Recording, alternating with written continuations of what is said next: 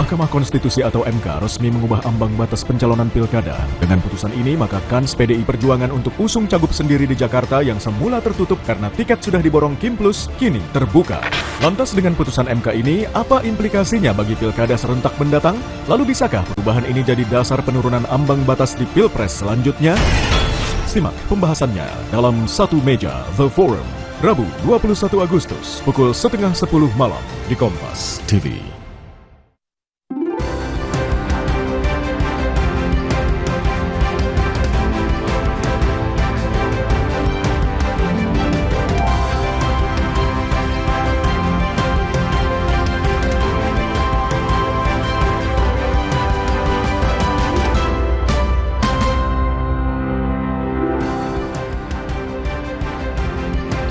Selamat petang, Saudara. Rapat revisi Undang-Undang Pilkada. Balik DPR menyatakan pengajuan calon kepala daerah tetap menggunakan ambang batas kursi partai politik.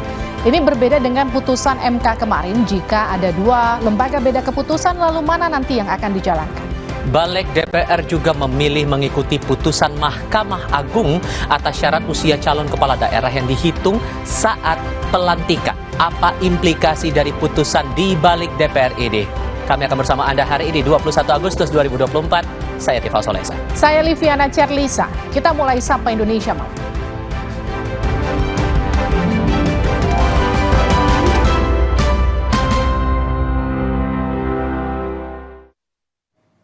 Ketua Umum Partai Golkar Bahlil Lahadalia menyinggung soal Raja Jawa dalam pidato perdana usai terpilih sebagai Ketua Umum Golkar. Bahlil mengingatkan jangan main-main dengan Raja Jawa jika tak ingin celaka. Bahlil menyampaikan visi misinya sebagai Ketua Umum Golkar di hadapan kader Golkar di Munas. Bahlil mengingatkan kader Golkar agar hati-hati dengan sosok Raja Jawa. Menurut Bahlil, siapa yang coba main-main dengan Raja Jawa akan celaka. Namun Bahlil tidak menjelaskan siapa yang dimaksud sebagai Raja Jawa.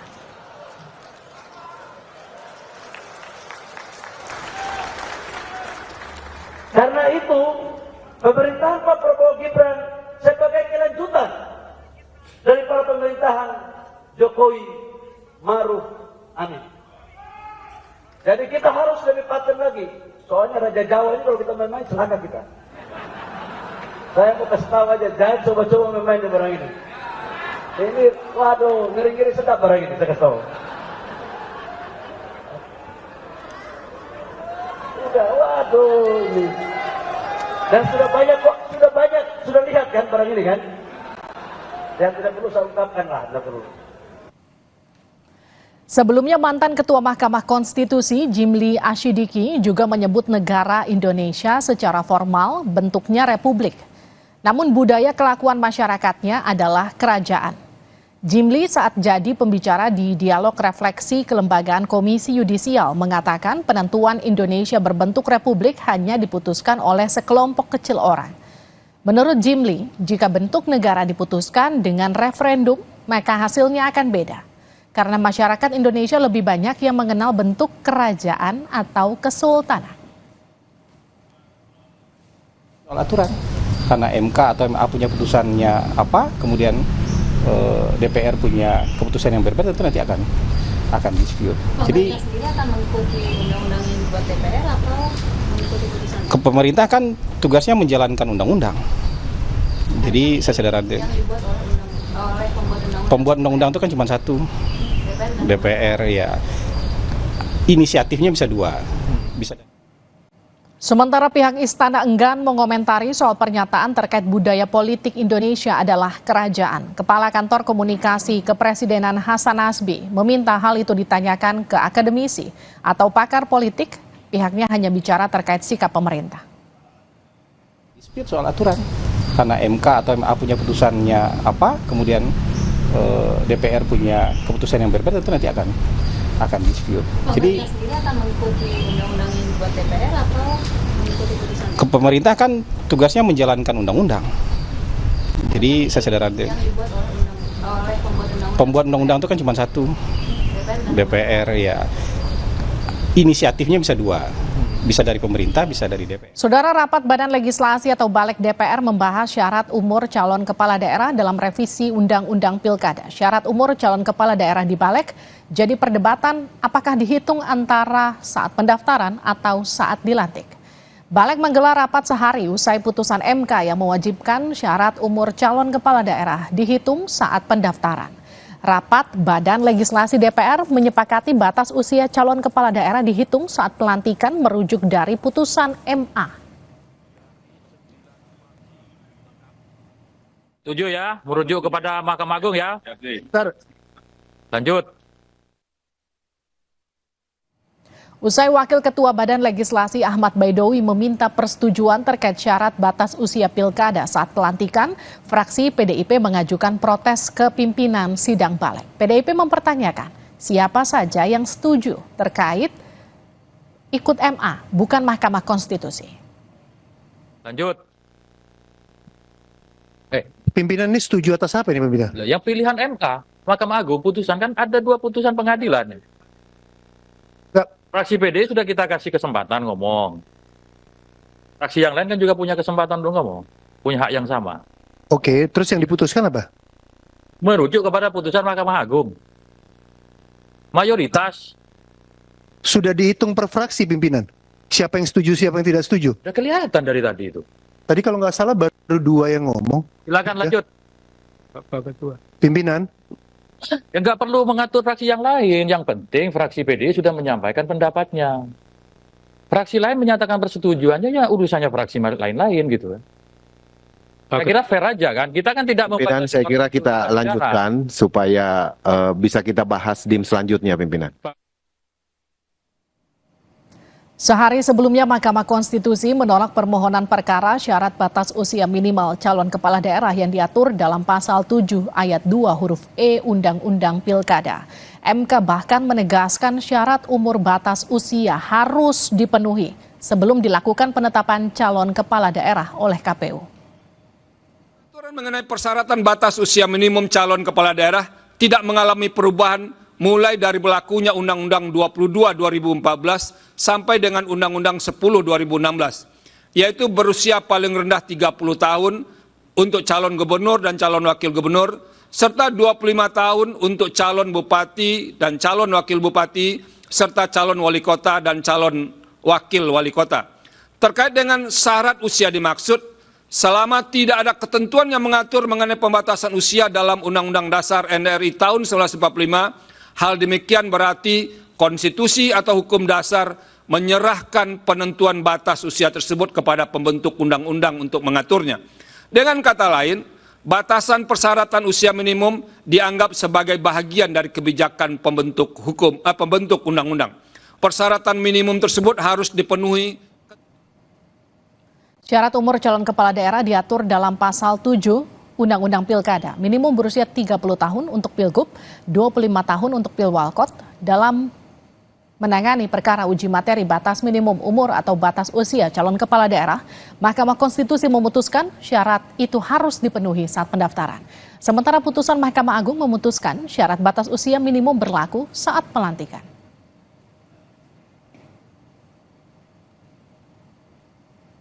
Dalam rapat panja, Balik menyetujui syarat pencalonan kepala daerah baru di pilkada yang diputus MK hanya berlaku bagi partai non-parlemen. Namun bagi parpol yang punya kursi di DPRD tetap menggunakan aturan ambang batas lama. Hal ini disampaikan Yandri Susanto, anggota Balik, bahwa ketentuan bagi partai politik yang memiliki kursi DPRD tetap mengikuti aturan lama. Minimal 20% perolehan kursi DPRD atau 25% perolehan suara sah. Pasal 40 tentang syarat pencalonan. Syarat pencalonan tadi juga mufakat tadi, tidak ada perdebatan dari syarat itu yang mempunyai kursi di DPR, DPRD, kabupaten kota maupun provinsi. Syaratnya kalau dihitung dengan jumlah kursi tetap 20% bisa mencalonkan. Bagi partai yang non-seat atau tidak punya kursi, boleh juga mencalonkan. Dengan persyaratan sesuai dengan jumlah penduduk seperti yang dicantumkan oleh Mahkamah Konstitusi. Dalam putusannya, MK mengubah syarat putusan Pilkada, Pilgub, dan Wali Kota. Untuk pemilihan gubernur, DPT 2 juta atau kurang, ini minimal 10% suara sah. DPT 2-6 juta, 8,5% suara sah. DPT 6-12 juta, 7,5% suara sah. DPT lebih dari 12 juta, 6,5% suara sah.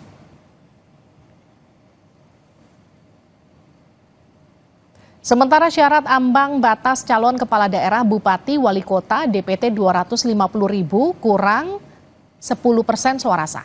DPT 250 sampai 500.000, 8,5% suara sah. DPT 500.000 hingga 1 juta, 7,5% suara sah. DPT lebih dari 1 juta, 6,5% suara sah.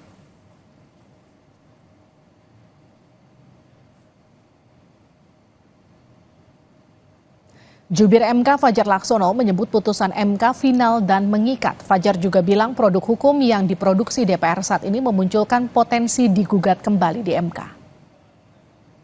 Putusan MK itu final and binding. Dia berlaku untuk dan kepada siapapun, kan begitu. Sehingga dia harus dilaksanakan, kan begitu. Soal, saya tidak tahu, saya belum tahu update bagaimana perkembangan politik hari ini, tapi saya tidak mau masuk ke sana. Yang pasti, Mahkamah Konstitusi sudah menyelesaikan tugasnya, wewenangnya untuk memutus sengketa soal norma undang-undang dengan dasar pengujian undang-undang dasar, kan begitu. Bahwa kemudian ditindaklanjuti secara berbeda itu urusan politik gitu ya.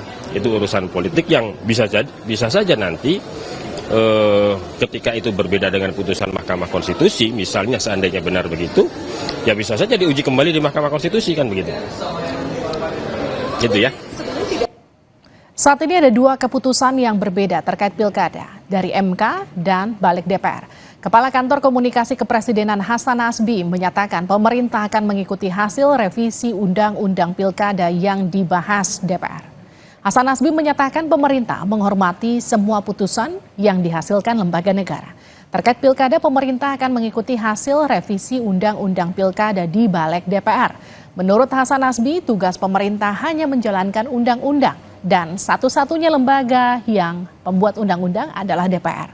Soal pilkada yang akan menjalankan nanti adalah KPU. Soal aturan. Karena MK atau MA punya putusannya apa, kemudian DPR punya keputusan yang berbeda, itu nanti akan dispute. Jadi sendiri akan mengikuti undang-undang yang dibuat DPR atau mengikuti putusan? Pemerintah kan tugasnya menjalankan undang-undang. Jadi saya sadar yang dibuat oleh pembuat undang-undang itu kan cuma satu, DPR ya. Inisiatifnya bisa 2, bisa dari pemerintah, bisa dari DPR. Tapi kalau undang-undangnya sudah keluar, pemerintah tugasnya menjalankan undang-undang. Tapi terkait pemilu, lebih banyak nanti yang akan menjalankannya KPU kan. Apakah revisi Undang-Undang Pilkada jadi manuver Balik hadapi putusan MK? Kita bahas bersama Firman Subagio, anggota Balik DPR dari fraksi Golkar. Pak Firman, selamat petang. Selamat petang, Assalamualaikum warahmatullahi wabarakatuh. Waalaikumsalam. Selamat petang. Saya juga akan sapa Hadar Gumai. Pak Hadar, dari Koalisi Jaga Suara 2024. Sehat Pak Hadar? Alhamdulillah baik, terima kasih. Masih segar Bang Hadar. Pak Firman, alhamdulillah terima kasih. Oke, saya ke Pak Firman dulu ya. Pak Firman, jadi sejauh ini poin apa saja yang disetujui Balik dalam revisi Undang-Undang Pilkada? Tentunya begini ya, kalau kita lihat proses perjalanan dari pembahasan ini, tentunya pertama yang perlu kami sampaikan bahwa DPR itu tidak mengintervensi kewenangan MK untuk melakukan pengujian terhadap undang-undang. Dan kemudian DPR itu juga punya kewenangan sebagai pembentuk undang-undang berdasarkan pasal 20 Konstitusi Undang-Undang Dasar 1945, memegang kekuasaan pembentuk undang-undang. Dan kemudian kalau kita terkait dengan masalah undang-undang ini, sesungguhnya DPR itu sudah menginisiasi revisi undang-undang pilkada ini sudah cukup lama. Dan memang dalam proses itu kan kami menunggu surprise dari pemerintah, dalam hal dari presiden. Nah, kebetulan bertepatan dengan keputusan Mahkamah Konstitusi, surprise dari pemerintah turun, dan oleh karena itu untuk menyikapi agar ada kepastian hukum, maka DPR telah memerintahkan kepada Badan Legislasi untuk membahas Undang-Undang yang terkait dengan pilkada Oke. untuk penyesuaian. Namun di dalam pembahasan ini kami sama sekali tidak membatalkan terhadap keputusan Mahkamah Konstitusi, bahkan kami semuanya mendukung karena ini memberikan ruang kepada seluruh baik partai non parlemen juga masyarakat yang ingin mencalonkan dirinya sebagai kepala daerah. Ini adalah hak demokrasi yang betul-betul diberikan kepada masyarakat. Oleh Pak Firman, maaf saya potong. Tapi kan faktanya Balik ini sepakat soal aturan batas usia di revisi Undang-Undang Pilkada ini merujuk pada MA, bukan ke MK. yakni cawagup minimal 30 tahun saat dilantik. Kalau MK punya itu kan saat penetapan calon seperti putusannya. Nah ini memang tadi juga perdebatan panjang. Ya tentunya dalam perdebatan ini kan mesti kita harus mengambil keputusan. Karena ini ada dua keputusan dari lembaga peradilan yang mengadili tentang substansi yang sama. Nah, oleh karena itu, tadi kita juga bersama teman-teman melakukan perdebatan yang cukup alot masalah ini.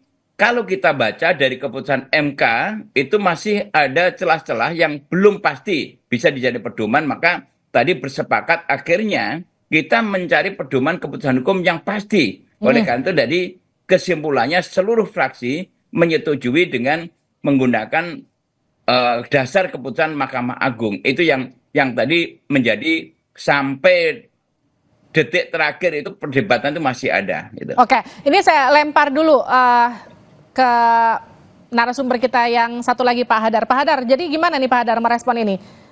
Disetujui putusan MK, tapi kemudian ternyata ada banyak juga revisi di belakangnya. Ya, saya kira perkembangan yang terjadi menurut saya cukup memprihatinkan ya. Karena kalau kita lihat lebih rinci, dalami putusan MK tersebut, khususnya terkait dengan persyaratan pencalonan bagi partai politik atau gabungan partai politik, itu basisnya hanya suara sekarang. Jadi tidak lagi membasiskan kepada persentase kursi yang ada di DPRD masing-masing. Nah, artinya yang dijadikan putusan di Balik hari ini itu kembali menghidupkan ayat 1-nya. Padahal justru di dalam putusan Mahkamah Konstitusi dalam rangka untuk keadilan, dalam rangka untuk memastikan bahwa setiap partai politik peserta pemilu itu setara begitu. Jadi tidak dibedakan punya kursi atau tidak punya kursi. Kemudian cara untuk menghitungnya agar itu adil, maka dihitung berdasarkan suara sah yang didapat dari pemilu legislatif sebelumnya. Ya. Jadi kalau Pak Firman tadi menjelaskan tidak ada yang tetap diikuti, tidak ada yang ditambah atau dirubah. Menurut hemat saya itu tidak tepat juga gitu karena faktanya banyak yang juga yang diubah begitu ya. Betul. Penghitungan kursi itu sudah tidak lagi. Nah, disitulah sebetulnya kalau dimasukkan kembali itu ya menurut MK yang kita sudah sambut bersama ini begitu, itu adalah menjadi tidak adil antar para peserta pemilunya. Nah, jadi harusnya ke depan, harusnya kalau mau dimasukkan di dalam perubahan undang-undang pilkada ini, hanya menghitung berdasarkan perolehan suara sah yang kemudian diukur berapa besar persentasenya itu tergantung berapa banyak pemilih terdaftar di daerah masing-masing. Oke, itu yang kemudian saya lempar lagi ke Pak Firman. Itu yang kemudian kemarin di MK diputuskan karena asas pertimbangan keadilan. Jadi kemudian diterapkan berdasarkan jumlah populasi, kemudian dengan presentasinya begitu, DPT yang ditentukan di MK. Dan juga jadi pertanyaan saya gini, tadi jawabannya MK kemudian mengambil putusan dari MA. Bukankah MK itu putusannya final and binding? Pak Firman, tapi kenapa kemudian justru putusan MA yang diambil oleh Balik, bukannya putusan MK yang diikuti?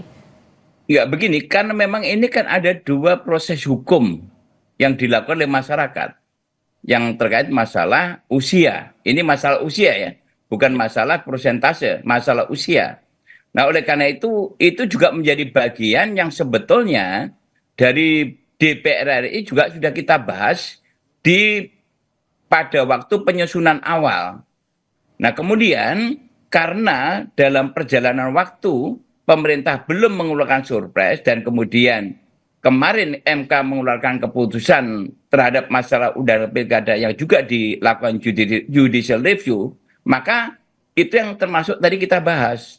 Oleh karena itu saya sampaikan sekali lagi bahwa dalam pembahasan itu memang paling alot tadi mengenai masalah faktor usia yang terkait dengan pencalonan atau usia pencalonan gubernur dan juga wakil gubernur. Itu yang menjadi alot.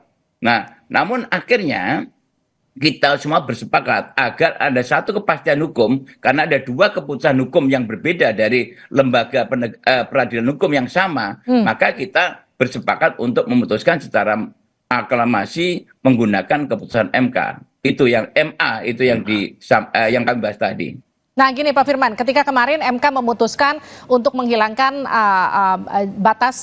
ambang batas parlemen, begitu kemudian MK juga memutuskan untuk menetapkan 30 tahun di masa penetapan pemenang nanti di Februari, begitu. Ini kan kemudian ada semangat dari lapisan masyarakat yang kemudian menyatakan bahwa ini adalah katakanlah ada kehidupan kembali di suasana demokrasi kita. Kemudian ini diredupkan lagi oleh Balik hari ini. Gimana respon Balik? Ya, sebetulnya kami tidak merubah sedikit pun dari keputusan MK itu. Kita ikuti karena keputusan MK itu kan sifatnya final and binding.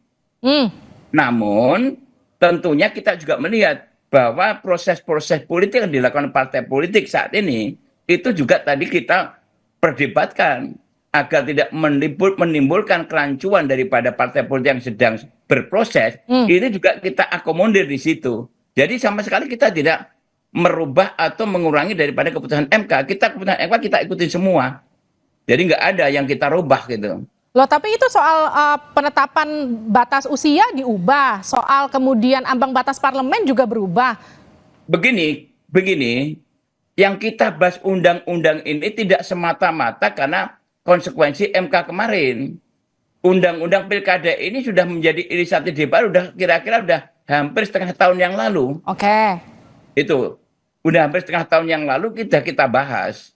Namun waktu itu kita menunggu surprise yang nyaris belum keluar. Dan kemarin setelah ada keputusan MK itu, surprise itu turun dan kemudian ditugaskan Balik untuk membahas. Makanya supaya ada kepastian hukum karena sudah berproses, di lapangan koalisi sudah mulai juga melakukan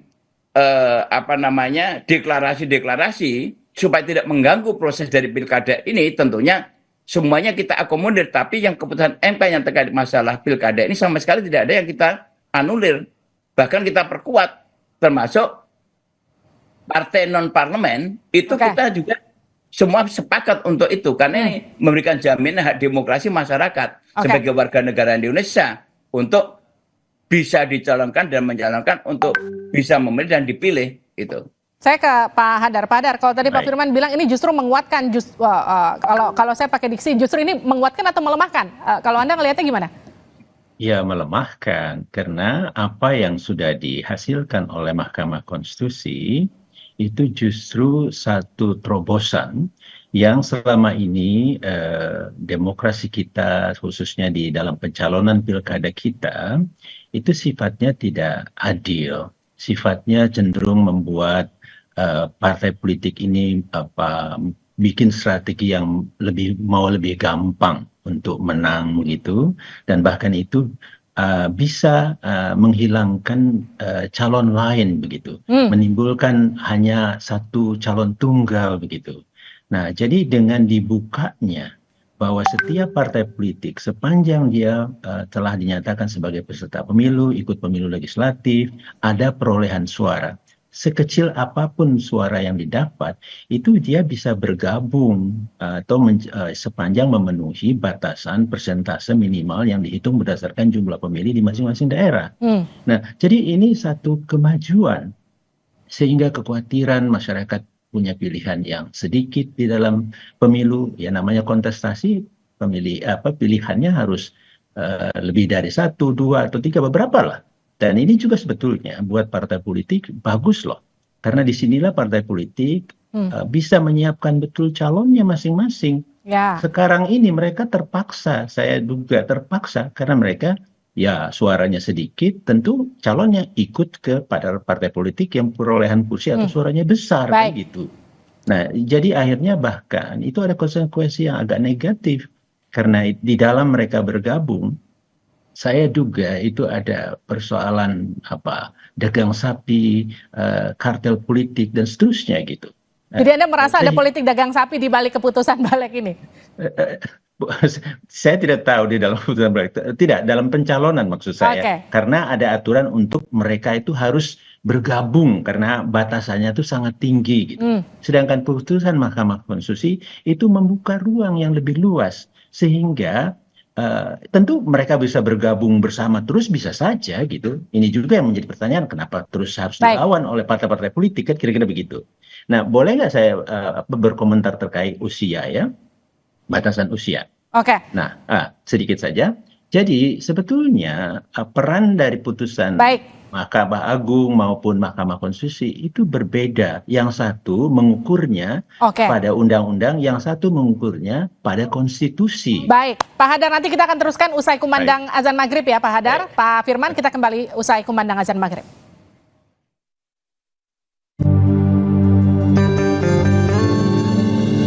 Sholat maghrib untuk Anda yang berada di wilayah Jakarta dan sekitarnya, kita lanjutkan. Kita masih bersama dengan Pak Firman Subagio, anggota Balik DPR dari fraksi Golkar. Ada juga Pak Hadar Gumai, Koalisi Jaga Suara 2024. Pak Hadar, tadi gimana pernyataan Anda? Jadi soal ambang batas usia, tadi kan beda tafsir antara MK dan MA ya Pak? Ya, jadi peran di Mahkamah Agung itu adalah mengukur peraturan KPU sesuai dengan undang-undang atau tidak.